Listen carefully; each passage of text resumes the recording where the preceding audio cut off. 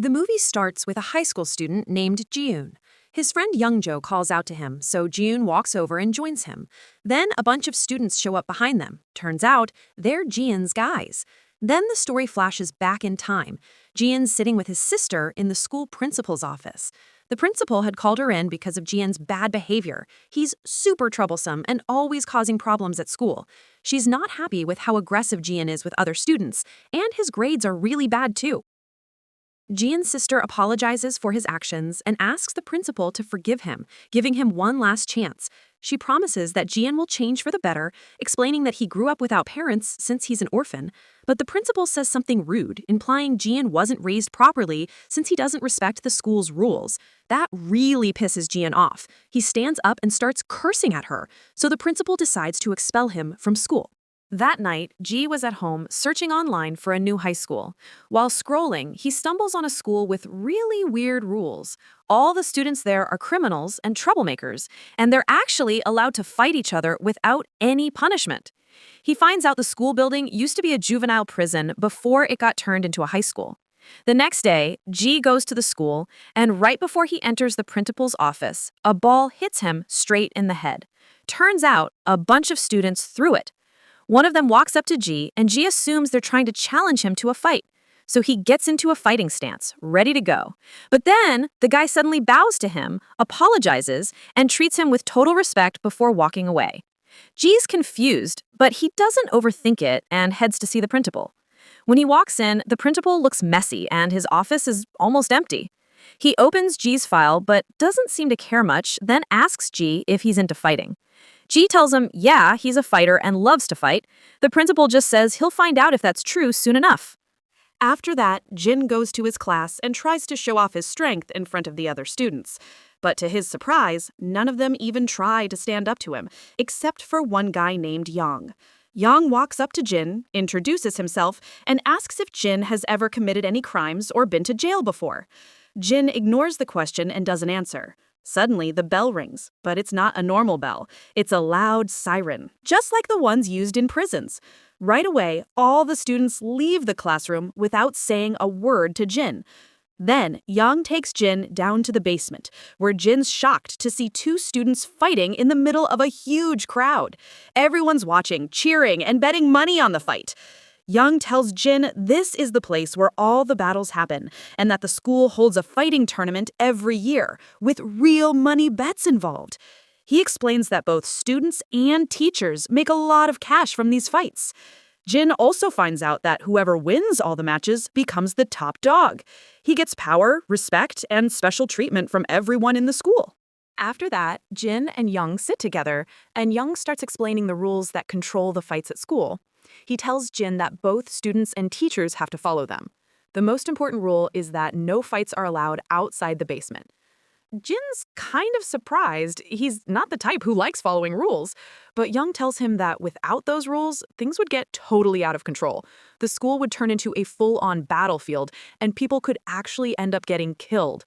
Then Young tells Jin that the strongest fighter in school used to be a guy named Iron, but he got into an accident and hasn't been seen in a while. Now, there are 3 students competing to take his place and win the championship title. The first one is Park, a strong, ruthless judo fighter who's known for breaking his opponent's bones with ease. The second one is Hyun, a mentally unstable guy who doesn't have any limits in a fight and could literally kill someone. And the third is Sing.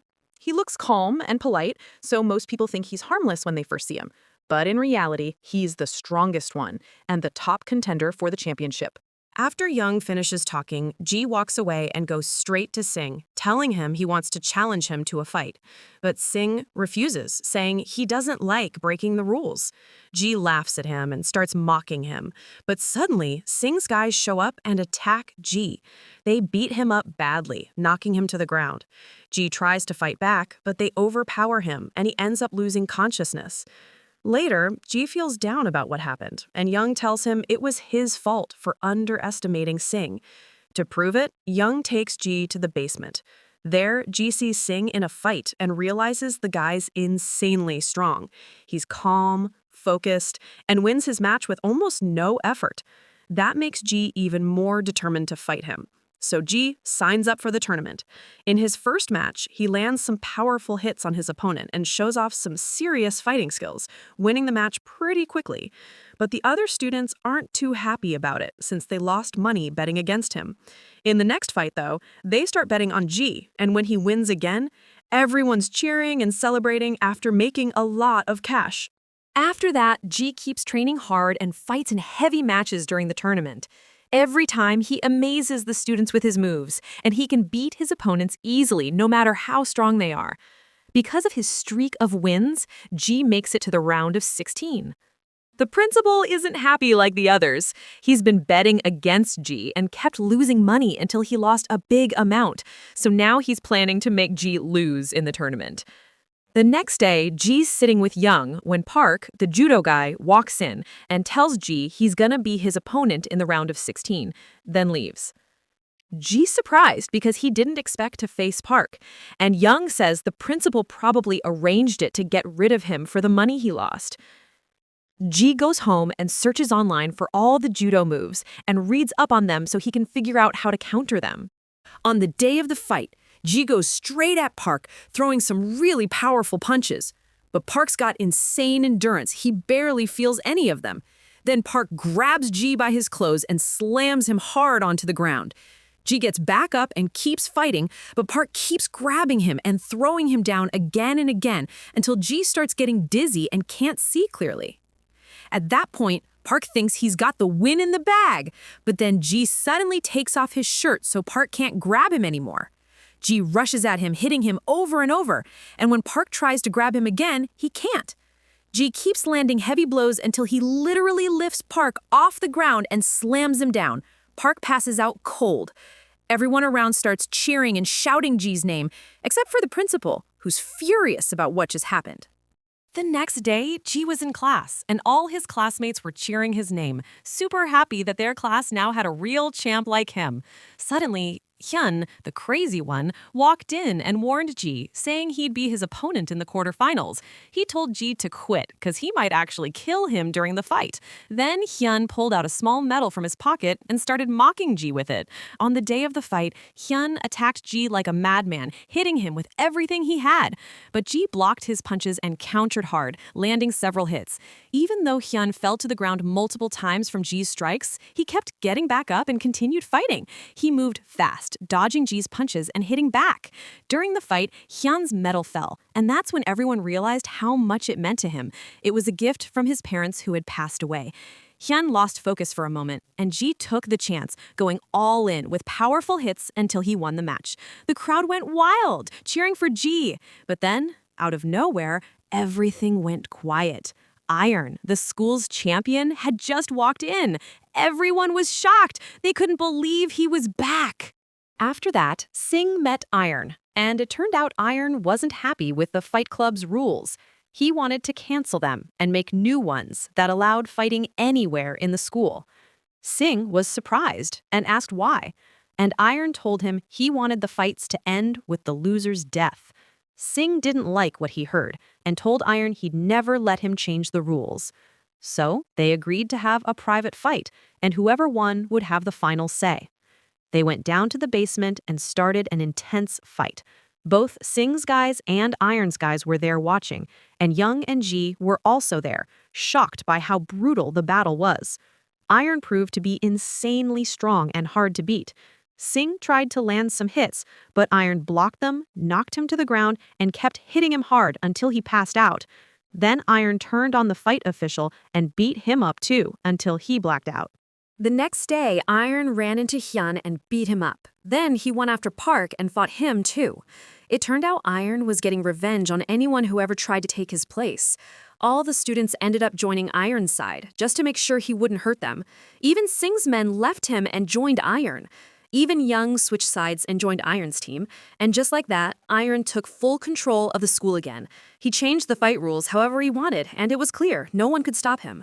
One day, Iron asked Young about the new student who joined the tournament. Young quickly ran to Jean in the bathroom and told him Iron was asking about him, meaning he had his eye on him, and warned him to run away. But suddenly, Iron walked into the bathroom. Young must have heard him coming, so he and Jean hid quietly, hoping he wouldn't see them, but Iron somehow figured out that Young had warned Jean about him. After that, one of the students ran to Ji and told him Young was in danger. Ji rushed over and found Young lying on the ground, unconscious, clearly beaten badly. Ji held him tight, crying, blaming himself for what happened. Then Iron showed up, walked over to Ji, and told him that Young had paid the price for saving him. Ji took Young back home, and his sister managed to treat his injuries. The next day, Ji set out to face Iron and get revenge for his friend. His sister saw him walking down the street and followed him quietly. When Ji finally reached Iron, he told him he wanted to fight. But Iron didn't even answer. He just turned and walked away. Suddenly, Iron's men appeared and attacked Ji. Ji fought back hard, knocking many of them down, but they ganged up on him and kept beating him until he fell to the ground. Iron walked over and tried to rip off Ji's shirt to humiliate him. But right then, Sing, Hyun, and Park showed up. Ji's sister had called them and told them what was happening. The three of them charged at Iron's men, while Ji got back on his feet and started hitting Iron with everything he had. At that moment, Iron agreed to fight Ji, and they both headed to the fight club. Iron attacked first, landing heavy hits on Ji and knocking him to the ground. He grabbed Ji's arm, trying to break it, but Ji managed to pull free.